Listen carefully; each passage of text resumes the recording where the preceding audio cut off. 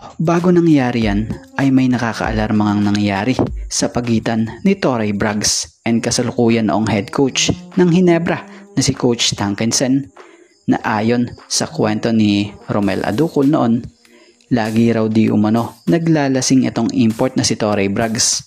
at nagkainitan pa nga raw ang dalawa, itong si Coach Tankensen at Torrey Braggs, dahil sa pinagilitan ito nitong si Coach Tankensen dahil sa attitude nito at laging paglalasing, at sinabihan pa ito ni Coach Tankensen na umuwi ng araw. At dahil sa nangyaring iyon, bigla nga raw lumuhod ang nasabing import at nagdasal etong si Torrey Braggs habang lasing na lasing. At after nito, pagpasok ng playoffs, biglang nagbago ang lahat. Nagiba etong si Torrey Braggs at nagbago maging ang kanyang attitude at nakatulong or natulungan ng Ginebra